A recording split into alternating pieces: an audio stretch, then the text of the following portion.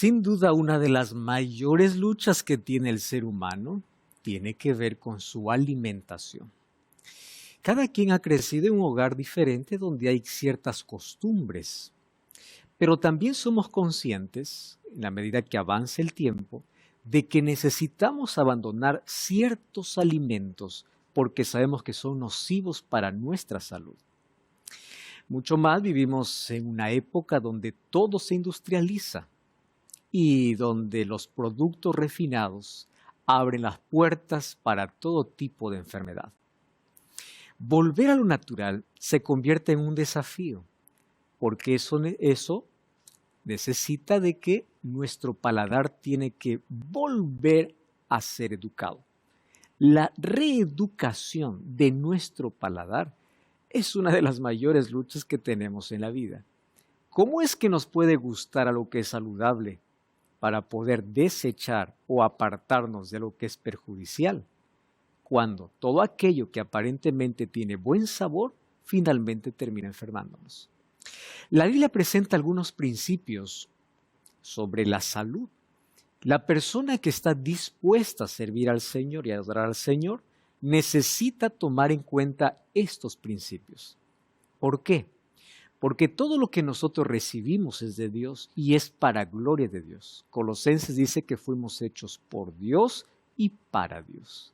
Así que con nuestro cuerpo, con nuestra mente, con nuestra salud, tenemos que glorificar a Dios.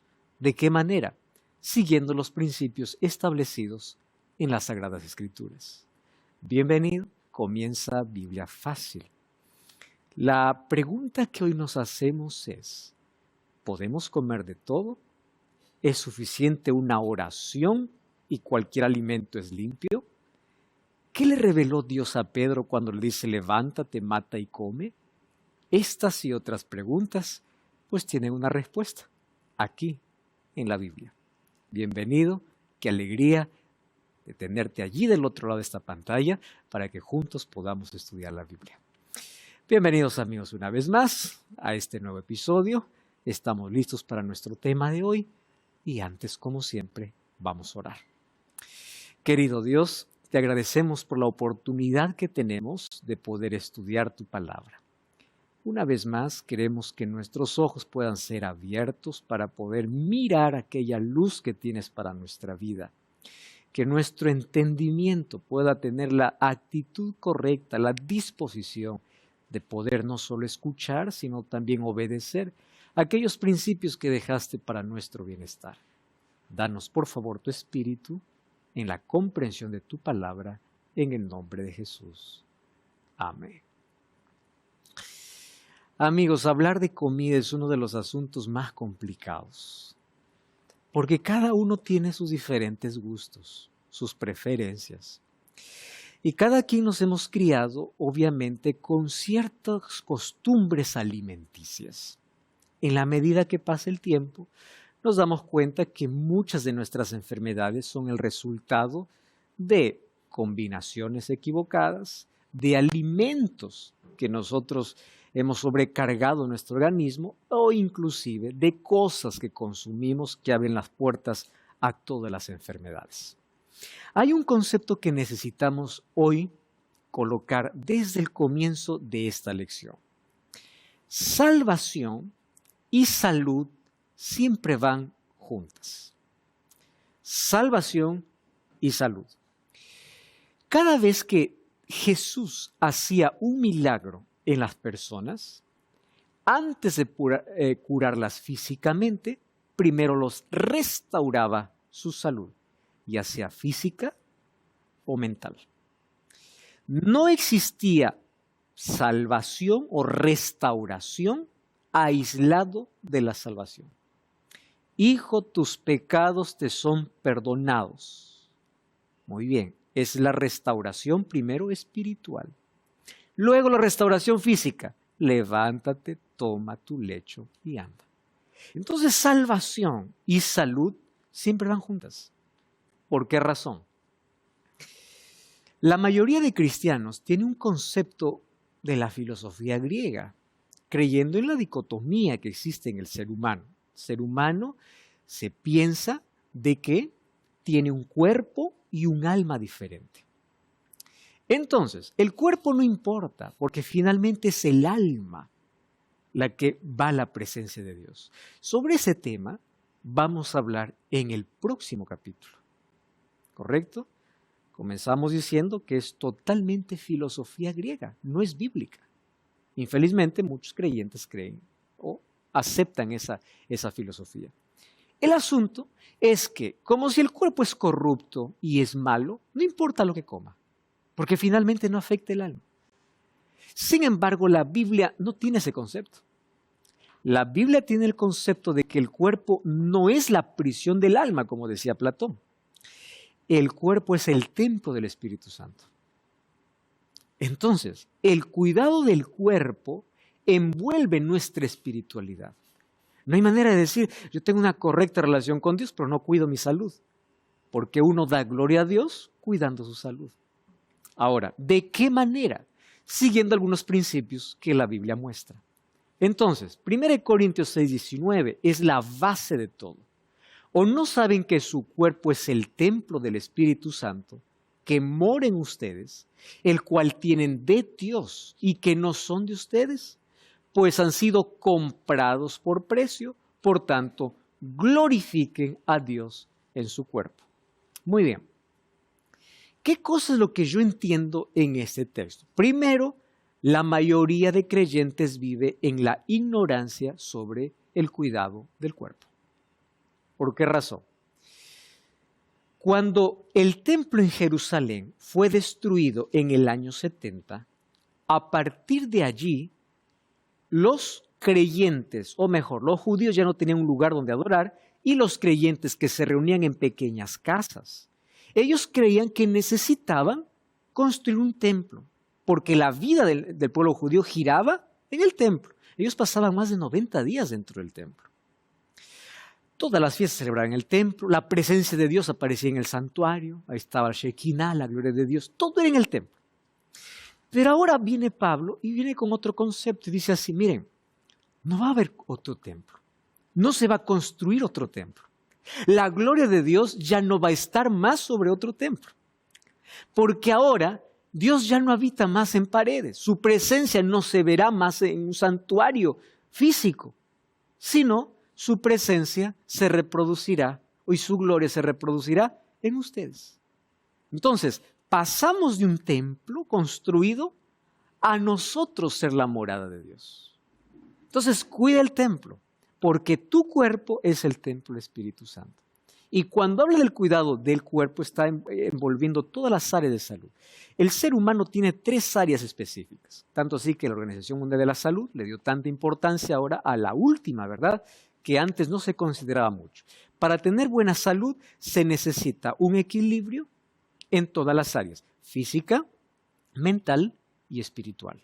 El área espiritual siempre fue relegada, pero últimamente las personas se dan cuenta de la importancia de lo espiritual, porque gran parte de nuestras enfermedades comienzan en la mente y que luego se reproducen en una enfermedad física.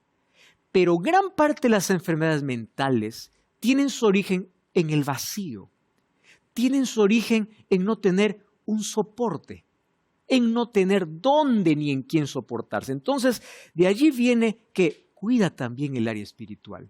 Solo que son 3 aspectos que coordinan y hacen que el ser humano pueda funcionar completamente y correctamente para que pueda tener salud.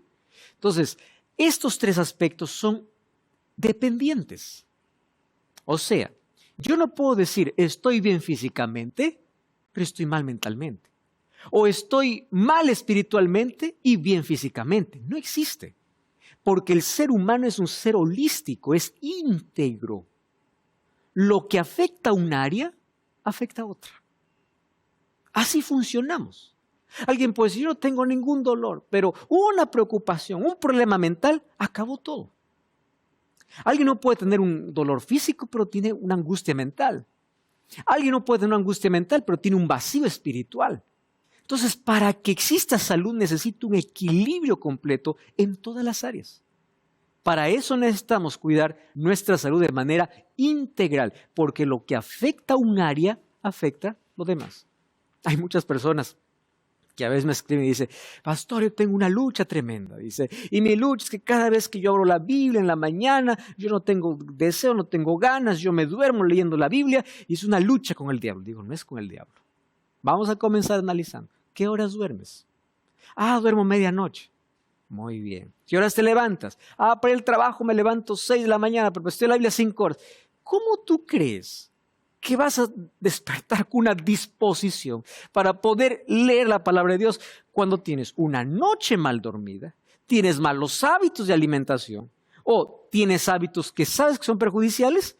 Finalmente es la culpa al diablo. No es así. Gran parte de nuestras enfermedades tienen que ver con nuestros hábitos. Un 70-80% de nuestras dolencias solo cambiaría si cambiamos de hábitos. Así cambiaría. Por eso cada vez que vamos al médico, y si el médico no solamente nos receta una medicina y va un poco más allá en el tratamiento, dice, tienes que abandonar esto y esto. Ahora tú decides. Por eso la pregunta de Jesús antes de curar a alguien era, ¿quieres? Porque si realmente quieres, entonces vas a pagar un precio. ¿Cuál es el precio? Estar dispuesto a cuidar tu salud. Y aquí me trae una idea interesante. Dios no es cómplice de nuestros malos hábitos. Fíjense. Cuando yo estoy enfermo por un mal hábito y voy a Dios y le digo, Señor, haz un milagro. Por favor, cúrame, Señor, cúrame.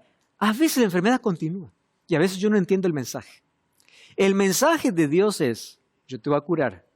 Pero de nada sirve que te cure si vas a volver a tener los mismos hábitos que te van a enfermar. Entonces, déjame primero curar tu interior.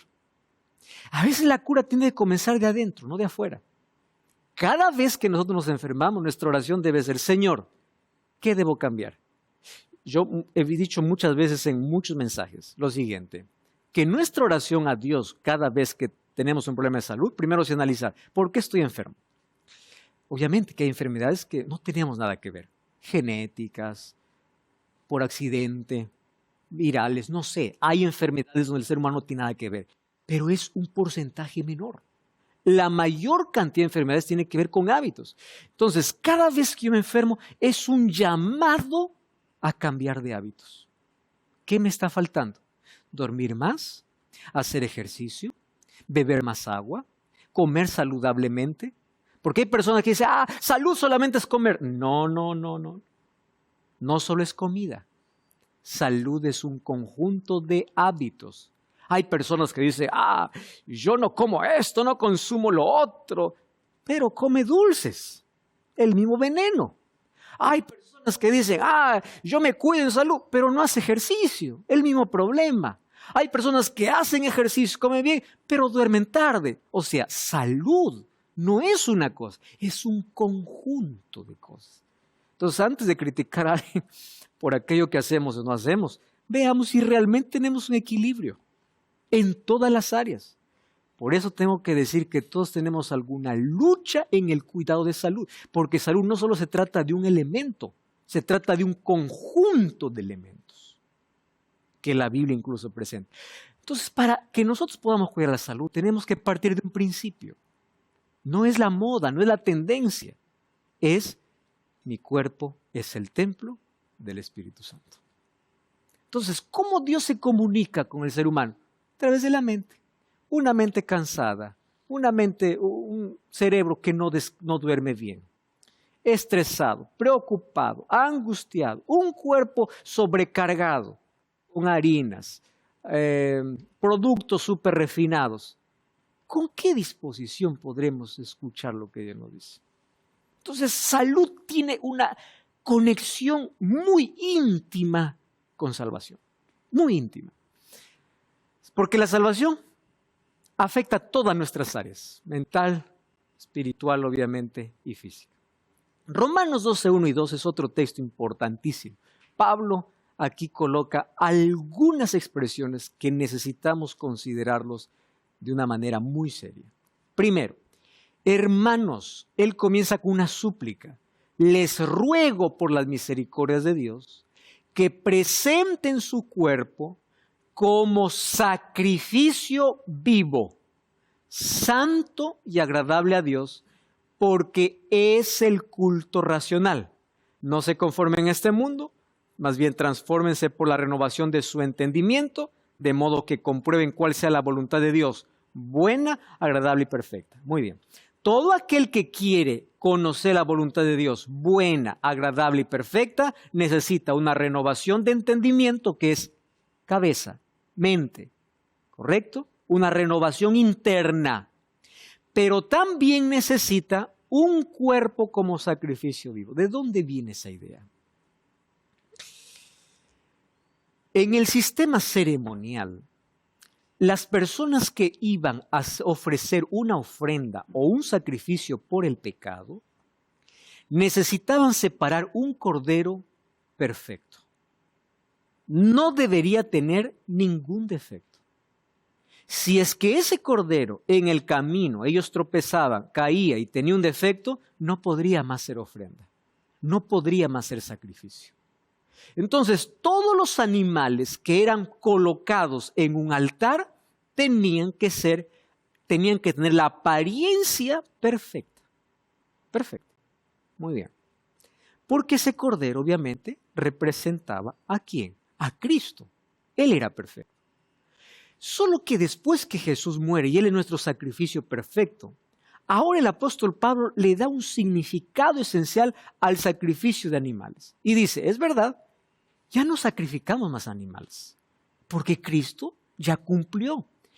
Todos esos animales eran la sombra, el tipo, ¿no? La sombra que se encontró con la realidad, el antitipo que se encontró con el tipo, ahí en la cruz.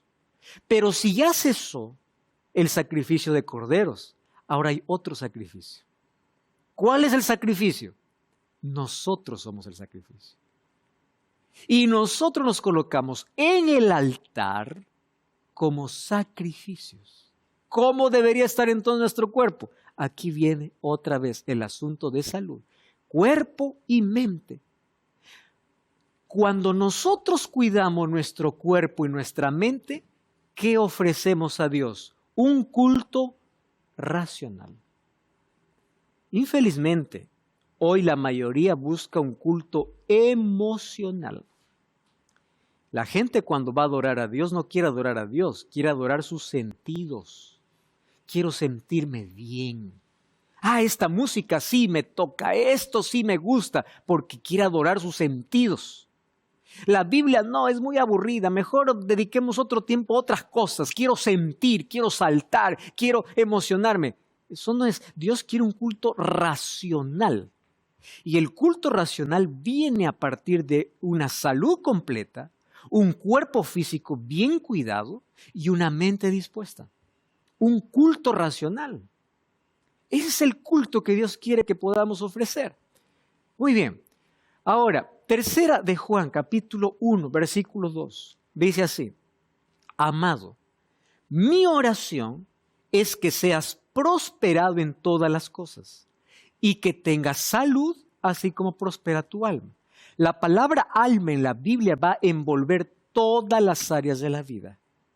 Área física, mental y espiritual. De eso hablaremos, obviamente, en el próximo capítulo. El deseo de Dios es ese. Muy bien. Ahora vamos a abrir la Biblia para ver algunos textos donde aparentemente algunos justifican. Y dicen así, bueno, la Biblia dice que yo puedo comer de todo y punto final. Así que nadie venga a prohibir. Y es verdad, nadie tiene deber de prohibir porque cada uno es libre de hacer lo que uno quiere de acuerdo a sus elecciones, finalmente tendrá consecuencias. Mas hay algunos que aíslan textos bíblicos para justificar ciertas cosas. Vamos al primero. Deuteronomio, capítulo 12, versículo 15. Deuteronomio, capítulo 12, versículo 15. Dice así: con todo, podrás matar y comer carne en todas tus poblaciones a tu deseo, según la bendición que Jehová tu Dios te haya dado. El inmundo y el limpio lo podrá comer como la de gacela o de ciervo. Muy bien. No cierren la Biblia. Ahora presten atención aquí. Ustedes se acuerdan que en la primera lección les dije así: Si yo quiero justificar algo con la Biblia, yo lo consigo. No importa si es malo o bueno. ¿Por qué? Porque voy a tomar cualquier texto y lo voy a separar de todo el capítulo, de todo el libro o de toda la Biblia. Eso sucede con la parábola del rico y Lázaro, como ya les mencioné. Agarran una parábola desechando toda la Biblia, solo allí, cuando el propósito de la parábola era otro. ¿Qué sucede aquí? Cuando uno lee el texto, solamente el versículo 15, cierra la Biblia y dice, gracias a Dios, aquí está lo que quería. Yo puedo comer todo según mi deseo, tanto limpio como inmundo. Solo que si nosotros leemos, vamos a leer nuevamente el mismo texto, quizá de una manera más pausada. Con todo podrás matar y comer carne en todas tus poblaciones conforme a tu deseo, según la bendición que Jehová tu Dios te haya dado. Presten atención aquí. El limpio, el inmundo y el limpio la podrá comer. Muy bien, viene la pregunta. ¿Está hablando de lo que yo puedo comer o de aquel que es limpio e inmundo? ¿Está hablando de animales o de personas? Ahora, atención aquí al texto bíblico. En el antiguo, en Israel, habían ciertas cosas que hacían que una persona se califique como inmunda. Por ejemplo, tocar un cadáver, una mujer menstruando. En fin, otras cosas, la lepra, otras cosas. Hacía que una persona pueda ser considerada, ¿qué cosa? Inmunda. Cuando hablamos de inmundo en el Antiguo Testamento, no necesariamente estamos hablando de animales. También se llamaba a una persona inmunda o impura. Por eso es que habían rituales de purificación en el Antiguo Testamento. Vamos al versículo 22 del mismo capítulo para poder entender mucho mejor. Entonces, Deuteronomio 12, 22. Muy bien. Lo mismo que se come, la gacela y el ciervo, así lo podrás comer. El inmundo y el limpio podrán comer también de ellas. Cuando ustedes leen ese texto, ahora pregunto, ¿está hablando de animales o de personas? El inmundo y el limpio lo podrán comer. No dice que comerás lo limpio y inmundo. El inmundo y el limpio lo podrá comer. Está hablando de personas. ¿Cómo nosotros entendemos cuando hay un tipo de texto como ese? Ya les dije, busquemos o el idioma original o es fácil, otras versiones. Yo aquí coloqué el mismo texto de Deuteronomio 12:15 con la versión NBI, Nueva Versión Internacional. ¿Cómo traduce el mismo texto de Deuteronomio 12:15? Así, no obstante, igual, en todas tus ciudades, igual, podrás matar y comer carne, igual. Con todo tu apetito, igual. Según te haya bendecido el Señor tu Dios, lo mismo, ¿correcto? Tanto Él, aquí cambia. ¿Cómo traduce la NBI? Tanto el que está impuro como el que está puro. Mientras que aquí la Reina Valera lo traduce, tanto el que está impuro como el que está puro lo podrá comer. Bueno, aquí en la primera versión es tanto el puro y el impuro, ¿verdad? Es lo que hemos leído nosotros. Pero la nueva versión internacional es tanto el que está impuro como el que está puro lo podrá comer, como si se tratara de una gacela o de un venado. Mientras cuando abrimos la Biblia aquí dice tanto el impuro como el limpio lo podrá comer, la nueva versión internacional dice no, el que está, o el que está limpio o el que está impuro. ¿De qué trataba?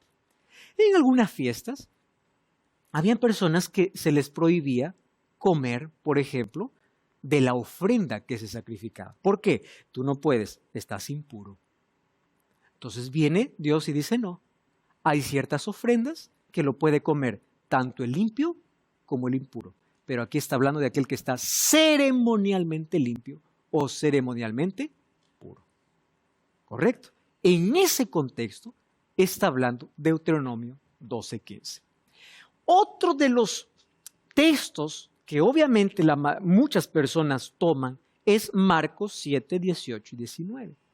Este texto fue dicho por el propio Jesús. ¿Y cuál es el texto? Él les dijo, ¿también vosotros estáis así sin entendimiento? ¿No entendéis que todo lo de afuera que entra en el hombre no le puede contaminar? Porque no entra en su corazón, sino en el vientre, y sale a la letrina. Esto decía, atención aquí, haciendo limpios todos los alimentos. Para esto, otra vez necesitamos analizar cuáles eran los alimentos que Jesús estaba haciendo puros. ¿En qué contexto lo estaba diciendo? Eso veremos después de esta breve pausa en el espiritual, pero olvidan algo importante. La salud física también importa. La Biblia revela principios claros que Dios dejó sobre nuestra alimentación. ¿Tú quieres saber de qué se tratan esos principios? Descúbrelo aquí en la revista Esperanza en la Mira de la Verdad. Para solicitarla solamente necesitas enviar un mensaje de texto a este número de WhatsApp, más 5512 9810 1460. Te recuerdo que es totalmente gratis y te va a ser de gran ayuda para profundizar tu conocimiento sobre temas aparentemente controversiales o complejos de la Biblia. Solicítalo ahora mismo. Marcos relata una de las historias que sucedió cuando Jesús estaba comiendo con sus discípulos. Lo que hacen las personas, muchas de ellas, es cortar solamente estos 2 versículos.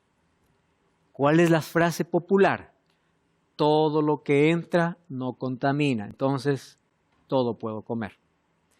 ¿Cuál es la otra frase popular? Todos los alimentos son limpios porque Jesús dijo que así era. Muy bien, vamos a un principio. Mateo 5:17, Jesús dice, no penséis que he venido a anular la ley o los profetas. Correcto. Si Jesús aquí está dando una orden de que ahora todos los alimentos son limpios, ya estaría anulando la ley. Aquí la palabra ley, en Mateo 5:17, se entiende como la Torá. Y allí estaban los escritos de Moisés, dentro de los cuales estaba Levítico y Deuteronomio. Entonces, si Jesús está declarando que ahora todos los animales son limpios, entonces habría que anular la Torá. Y él estaría anulando, en ese sentido, la ley. ¿Correcto? ¿Qué cosa es lo que Jesús estaba diciendo? Aquí no necesitamos tanta profundidad. Simplemente leer un par de veces el texto, pero leerlo completo. Vamos aquí a algunas características. Primero, vamos a Marcos capítulo 7 para poder entender en qué contexto Jesús lo dice. No hay que leer nunca un versículo sin ver su contexto general. Marcos capítulo 7, versículo 1 y versículo 2.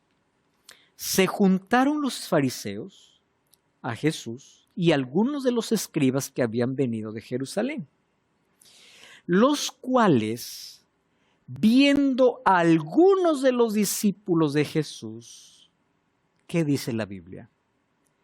Comer pan con manos inmundas. ¿Por qué estaban inmundas las manos? Porque no estaban lavadas y los condenaban. Porque los fariseos y los judíos, aferrándose no a la ley de Dios, ¿qué cosa dice? A la tradición de los ancianos, si muchas veces no se lavaban, no comían. Muy bien. Cuando uno ubica un texto dentro de su contexto, ya es más fácil entender. Primera pregunta. ¿Estaban comiendo carne? No. ¿Qué estaban comiendo? Pan. Jesús no está allí en una conversación donde está de todo para comer, todo tipo de alimento, y dice, todos estos son limpios. No, están comiendo pan. ¿Cuál es el sentido de impureza? Una tradición. ¿Cuál es la tradición? Aquel que come pan sin lavarse las manos está impuro. Está impuro el pan porque lo contaminó con sus manos sucias. Y al comer pan contaminado, él se convierte en una persona impura. ¿Qué hacían los ancianos y líderes? Antes de comer, obviamente, había un lugar para lavarse las manos. Por higiene está todo bien. Solo que ellos hicieron de esto un ritual de purificación. Tanto así que si había un lugar donde no había agua, solamente para tranquilizar su conciencia, tenían que hacer la mímica de lavar las manos. Y ya está, se solucionó el problema. El asunto no era higiene, el asunto era tradición. Ese era el asunto. Muy bien. Entonces, Jesús no está en un banquete, Jesús no está en un buffet, Jesús no está en un lugar donde hay de todo para comer. Este texto está dentro de una situación particular. Están acusando a los discípulos que están impuros por comer pan impuro porque no se lavan las manos. Y cuando Jesús dice que hace limpio todos los alimentos, está hablando que Él está haciendo limpio el pan que esos discípulos comían sin haberse lavado las manos. Porque no era un asunto de ley, era un asunto de tradición. Es eso lo que está haciendo limpio. Muy bien. El público a quien Jesús hablaba comía carne inmunda de ninguna manera. ¿La discusión giraba en torno a las leyes levíticas? No, porque ahí leemos que era tradición de los ancianos. ¿Se acusó a los discípulos de quebrar alguna ley una ley bíblica? No, miren lo que dice Marcos 7:5. Le preguntaron por los fariseos y los escribas, ¿por qué tus discípulos no andan conforme a la tradición de los ancianos? Si es que aquí la discusión fuese por comer una carne inmunda, ¿saben qué hubiese dicho eso? ¿Por qué está quebrando la ley de Moisés? Eso sería la acusación. ¿Por qué? ¿Por qué ellos están comiendo carne inmunda cuando Moisés mandó? ¿Recuerdan cuando acusaban a la mujer adúltera? Que decía, según la ley de Moisés tiene que ser apedreada. Claro, porque encima de la ley divina habían otros tipos de leyes civiles que se conocía como la ley de Moisés. Entonces aquí no es según Levítico, según Deuteronomio, según la Torá, es según la tradición. Leyendo eso, ya entendí el otro texto. Jesús no está declarando todo limpio, era el pan que los discípulos comían sin lavarse las manos. Era eso, porque lo dice en un contexto, pero cuando yo corto un texto de su contexto, yo puedo hacerle decir lo que yo quiero, en absoluto, ¿verdad? Entonces Jesús consideraba que todos los alimentos utilizados eran puros, limpios, independientemente de que se lavaran o no las manos en rituales de purificación, y que la contaminación moral no se produce por factores externos, sino internos, claro, porque allí Jesús va a decir, el problema no es comer un pan que aparentemente es impuro. El problema es lo que tienen ustedes dentro, versículo 19. Marcos capítulo 7, verso 19. No es lo que entra, porque no entra en el corazón, sino en el vientre, esa letrina. Esto decía, haciendo todos limpios. Pero decía que lo que del hombre sale, eso contamina, porque de adentro, del corazón de los hombres salen malos pensamientos, adulterio, fornicación, homicidios, hurtos, avaricias, maldades, el engaño, lascivia, envidia, maledicencia, soberbia, y todo eso es lo que contamina. Ellos se cuidaban tanto en hacer una ceremonia para poder lavarse las manos, porque pensaban que eso contaminaba, cuando la contaminación estaba ¿dónde? En el corazón. Sí. Sí, aquí estoy leyendo también Marcos 7:7, dice, pues en vano me honran enseñando como doctrina mandamientos de hombres, porque dejando el mandamiento de Dios, os aferráis a la tradición de hombres. Perfecto. Entonces, lo que se está acusando a Jesús y a los discípulos no es ni un mandamiento de Dios, ni un principio divino. mandamientos y tradiciones humanas. Entonces, cuando alguien presenta este versículo, solo hay que leer todo el capítulo y ya está, entendido. Vamos a otro. Este es el más popular, ¿no? Un día Pedro estaba esperando la hora del almuerzo, en la espera, cayó en sueño, se puso a dormir. Y tiene una visión, un lienzo, una voz. Pedro, levántate, mata y come. Pedro, consciente de lo que estaba viendo, dice, Señor, no. Eso es inmundo. Yo no puedo comer eso. Y viene la voz. No llames inmundo a lo que Dios limpió. Y ahí las personas dicen, ahí está. Todo lo que en el antiguo era inmundo, en el nuevo es puro.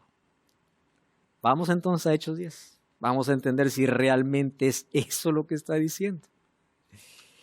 Hechos, capítulo 10. Toda la historia no vamos a leer algunos versículos. Primero vamos a comenzar por el 1. Había en Cesarea un hombre llamado Cornelio, centurión de la compañía llamada italiana.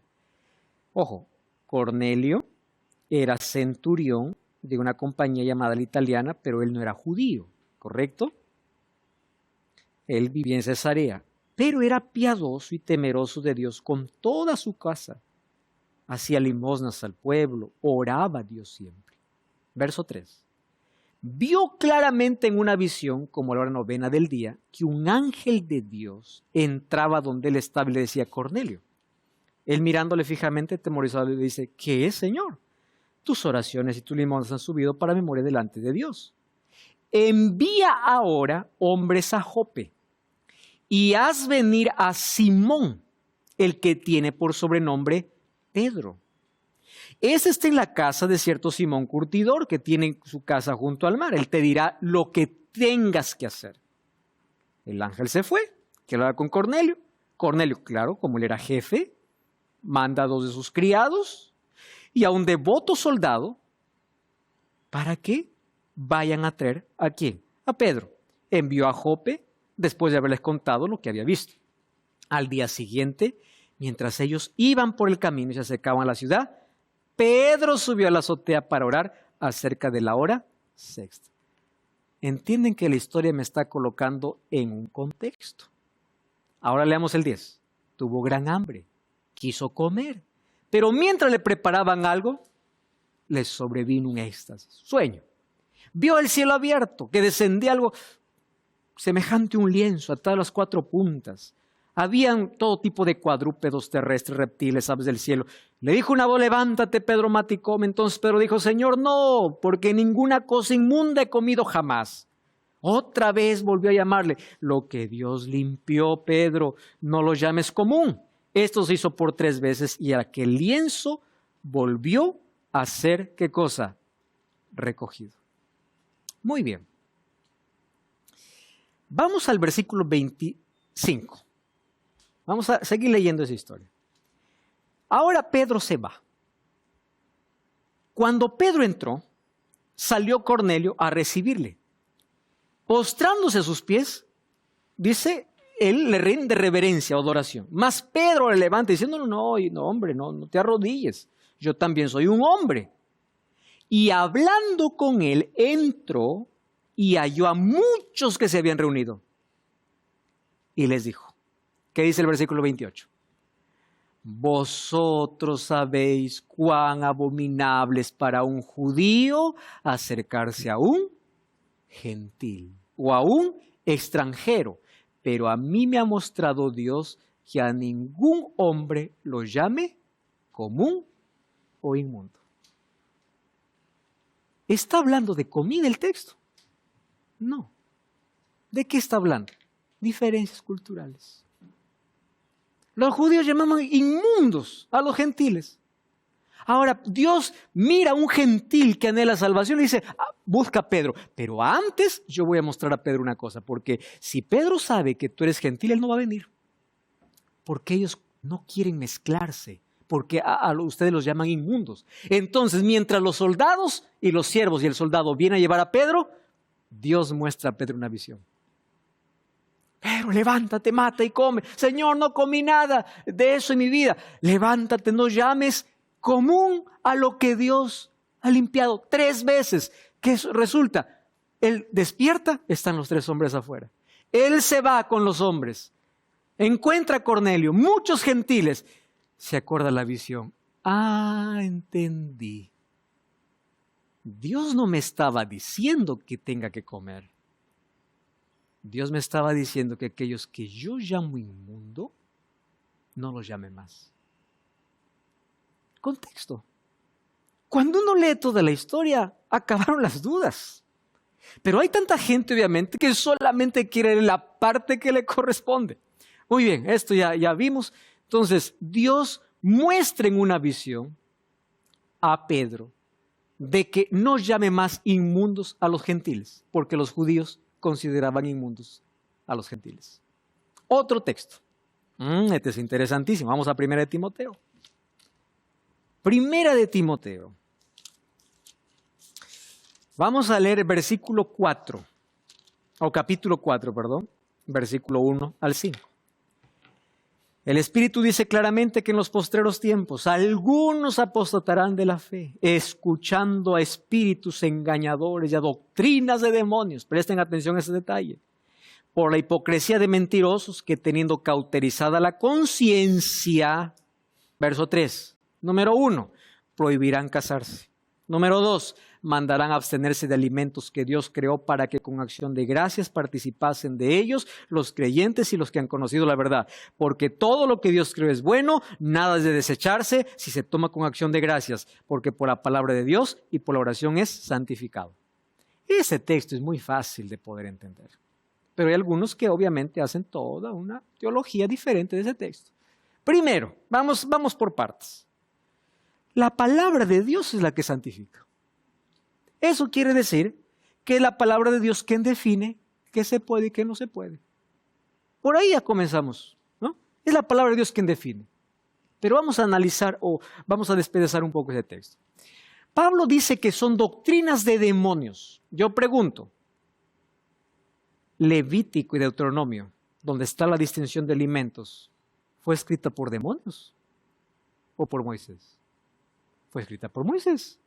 Desde allí, entonces, ya descartamos que lo limpio e inmundo no tiene nada que ver aquí. ¿Por qué razón? Porque no fue escrita por demonios, fue escrita por Moisés, inspirado por Dios. Y aquí Pablo está atacando una doctrina como doctrina de demonios. Hubiese diferente que Pablo hubiese dicho, algunos traerán la doctrina de Moisés. Espera, entonces puede ser que esté hablando de algo de alimentos que Moisés estuvo escribiendo sobre ese asunto. No, está descartando ese asunto. Número 2, entre las doctrinas demoníacas, Pablo afirma que prohibían el matrimonio y la abstinencia de ciertos alimentos que Dios ha creado para los creyentes. Dios nunca permitió que las carnes inmundas sirvieran de alimento. Miren, algunos piensan que la distinción aparece en Levítico y no es verdad. La distinción aparece en el diluvio.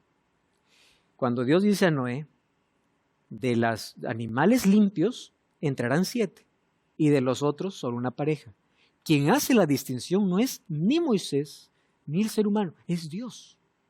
Dios mismo hace la distinción, según Génesis 7:2. Entonces, ¿qué cosa es lo que está diciendo aquí el texto bíblico? Muy bien, todo lo que Dios ha creado es bueno y no se vuelve prohibido si se recibe con acción de gracias.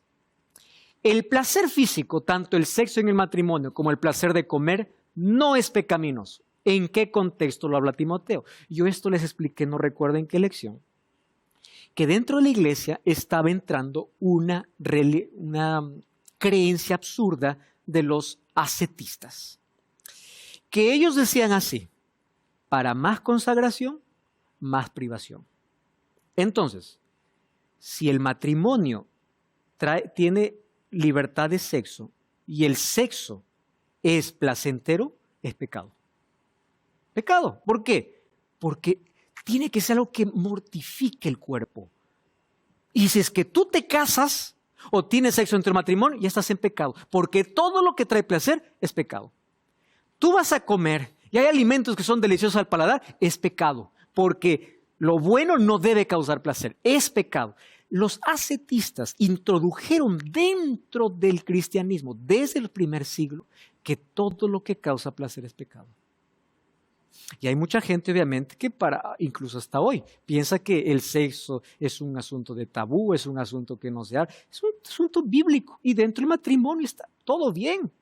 Que ciertos alimentos Dios nos ha dado para comer haciendo una distinción. Y la Biblia lo menciona.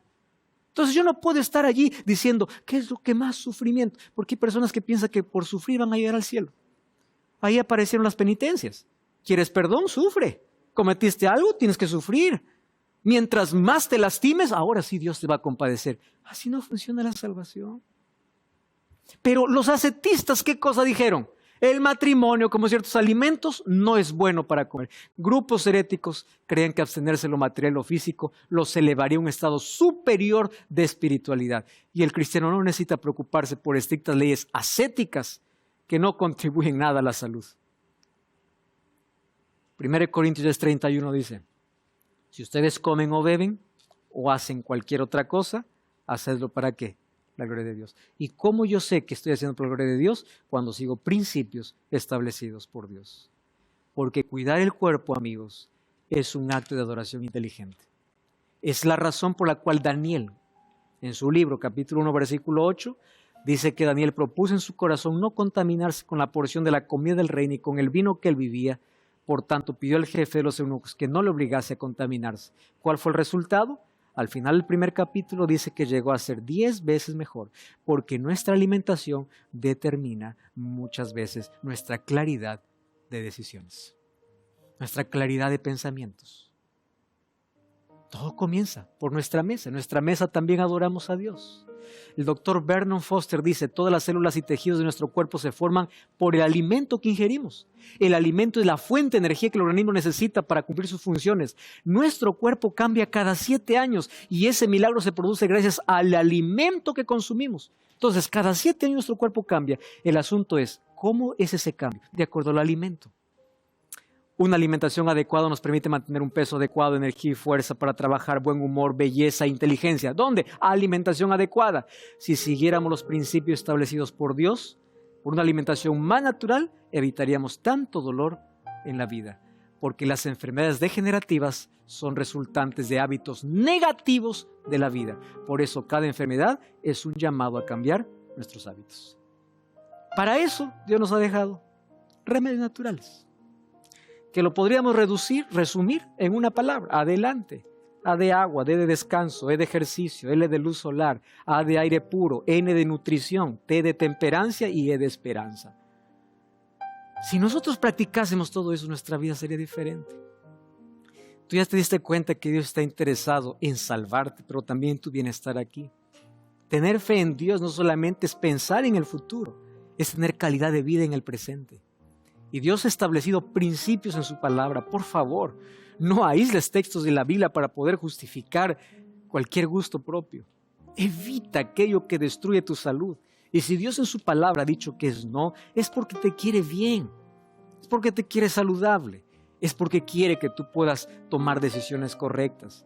Puedas tener claridad de pensamientos, un cuerpo físico correcto. Es la manera como damos gloria a Dios. Y hoy tú tienes que tomar esa decisión. Elimina todo aquello que está destruyendo tu salud, porque tú eres el templo del Espíritu Santo. Que tu mente se convierta en la morada de Cristo. Que el Espíritu Santo more en tu vida. Y que al cuidar tu salud, tu cuerpo, tu mente, puedas ofrecer a Dios un culto racional. Eso es lo que Dios pide. Dios quiere morar en ti. Por ello tienes que ser fiel a los principios divinos. Y ahora tú puedes tomar esa decisión. ¿Estás listo para eso? Ora conmigo. Gracias, Señor, por tu palabra. Enséñanos cada día a cuidar nuestra mente, nuestra salud, nuestro cuerpo, nuestra relación contigo, para que así podamos darte un culto racional. En el nombre de Jesús. Amén. Te espero en una iglesia adventista el 7º día. Dios te bendiga. Hasta la próxima. Siento que la Biblia es tan certera, tan perfecta, que no solamente te habla si bien como lo bíblico, sino que también cuidarte en todos los aspectos. Tiene que haber una combinación, un equilibrio, mejor dicho, de los tres aspectos: físico, mental y espiritual. Desde el inicio, la tierra, digamos, no estaba contaminada, entonces todo era bueno. Hasta que, bueno, entra el pecado y Dios maldice la tierra y ahí la alimentación ya no pudo ser como antes. Se entiende que el cuerpo es el templo del Espíritu Santo y si tú comes algo que te cae, te quita energía, te hace sentir mal físicamente, por ejemplo, no dormís bien, no podés orar. Nuestra mente tiene que estar bien despierta, o sea, si yo no me duermo a la hora adecuada voy a estar mucho más cansada y eso es como el motor, digamos, de las partes fundamentales del cuerpo que tiene que estar bien para poder llevar una vida bien sana. Somos seres humanos, sí, claro, pero lo espiritual no es simplemente lo espiritual y ya, tienes que estar bien también en los otros dos aspectos para que sea un equilibrio ideal.